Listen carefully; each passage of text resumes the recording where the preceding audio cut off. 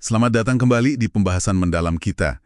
Hari ini kita punya sumber yang menarik nih. Kutipan dari buku The Rules of Management-nya Richard Templer. Isinya banyak aturan praktis ya, tapi kita mau fokus ke satu. Aturan yang kayaknya simple tapi wah penting banget. Aturan ke-9. Tetapkan batasan Anda dengan jelas. Ada embel-embelnya toleransi nol. Nah, misi kita kali ini yaitu kita mau coba pahami banget apa sih maksudnya, kenapa kok sampai segitunya, dan kenapa ini penting buat Anda yang lagi mimpin tim. Yuk kita kupas bareng. Oke, kita bongkar ya. Aturan ke-9, tetapkan batasan Anda dengan jelas, toleransi nol. Templar kan kasih contoh yang cukup mengena ya. Kalau telat semenit, nggak apa-apa. Terus gimana kalau 2 menit? Boleh juga. 3 menit, lama-lama wah bisa datang seenaknya. Kedengarannya agak keras ya ini, toleransi nol. Sebenarnya esensinya apa sih? Kenapa harus sejelas itu? Iya, ini menarik nih. Seringkali toleransi nol itu disalahartikan. Dianggapnya kaku, nggak manusiawi, gitu kan. Padahal intinya tuh bukan di situ. Ini lebih soal kita punya standar yang jelas. Kayak apa ya? Garis batas gitu. Patokan yang pasti. Seperti kata Templar, kalau udah jelas standarnya, nggak ada celah buat pelanggaran. Ya udah, selesai urusannya. Anda nggak perlu lagi mikirin itu terus-menerus, nggak buang energi buat mikir, wah ini boleh nggak ya, gitu. Oke. Jadi ini sebenarnya malah menyederhanakan ya. Buat manajer gitu, biarkan jadi polisi terus-terusan buat hal kecil, mengurangi beban pikiran juga. Tepat sekali. Coba bayangin deh, berapa banyak energi mental kita habis kalau tiap sebentar mesti nimbang-nimbang. Ini udah kelewatan belum? Perlu ditegur nggak nih? Nanti kalau dibiarin yang lain gimana? Ribet kan? Nah, kalau ada batasan yang tegas, jelas, kayak contoh jam masuk tadi. Ya itu acuannya, jelas buat semua. Jadinya kapasitas mental kita bisa bebas, bisa fokus ke hal lain yang lebih strategis, lebih penting buat tim, buat perusahaan. Ini soal konsistensi, soal ekspektasi yang jelas. Tapi ada sisi lainnya nggak sih? Kalau kita terapkan toleransi nol ini terlalu kaku, apa nggak ada risiko dianggap, kurang empati? Atau malah bikin suasana jadi tegang? Gimana caranya biar seimbang gitu? Biar tetap efektif, tapi nggak terkesan kejam atau gimana gitu? Apa Templar nyinggung soal ini? Pertanyaan bagus itu. Kuncinya ada di komunikasi. Sama alasan kenapa batasan itu ada, itu penting banget. Templar juga tekankan, kita perlu jelaskan kenapa batasan ini penting, apa dampak positifnya buat semua, buat tim, buat perusahaan, jadi bukan sekedar aturan-aturan gitu.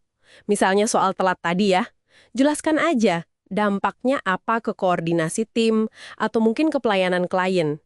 Kalau orang paham kenapanya, biasanya lebih bisa nerima kok.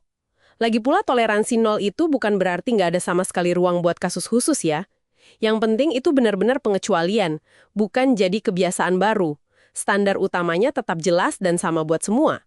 Justru ini bikin rasa adil. Semua orang tahu garisnya di mana, jadi lebih bisa diprediksi juga lingkungannya. Oke, masuk akal. Jadi kuncinya di komunikasi alasan dibaliknya ya, biar orang paham konteksnya. Contoh soal waktu tadi udah jelas banget. Tapi prinsip dasarnya ini, soal standar yang jelas, kayaknya bisa luas banget ya penerapannya.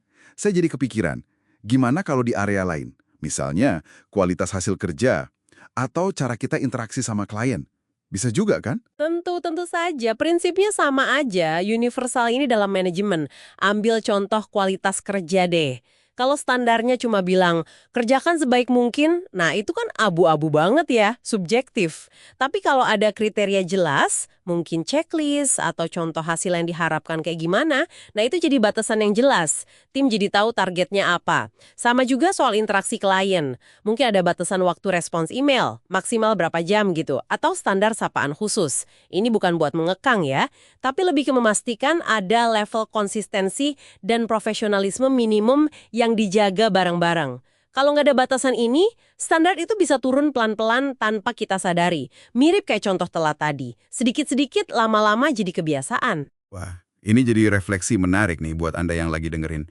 Coba deh pikirin sebentar. Di area kerja Anda sekarang, ada nggak sih batasan yang rasanya kok abu-abu ya? Atau sering dinego gitu? Nah, kalau lihat dari sudut pandang Templar ini, kira-kira gimana ya cara Anda bisa mulai memperjelas garis batas itu? tanpa jadi kaku atau otoriter tadi. Mungkin ya itu tadi, mulai dari komunikasi kenapanya dulu. Jadi kalau kita simpulkan nih ya, aturan ke-9 dari Templar ini intinya ngajarin kita bahwa menetapkan batasan yang super jelas itu bukan soal kekuasaan, tapi lebih ke soal menciptakan kejelasan, konsistensi, dan juga membebaskan diri kita dan tim kita dari keraguan yang nggak perlu.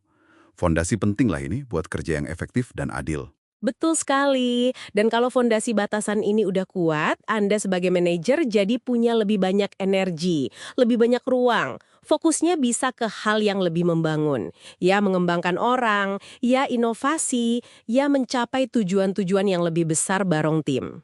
Oke, sebagai penutup nih, ada satu pertanyaan buat Anda bawa pulang, buat direnungkan.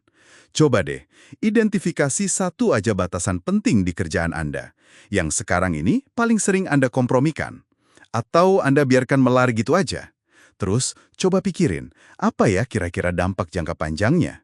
Buat tim, buat kualitas kerja, atau mungkin buat energi Anda sendiri. Dan langkah konkret apa, sekecil apapun, yang bisa Anda mulai lakukan besok untuk menegaskan lagi batasan itu. Terima kasih sudah menyimak kupasan kita kali ini. Sampai jumpa di pembahasan mendalam berikutnya.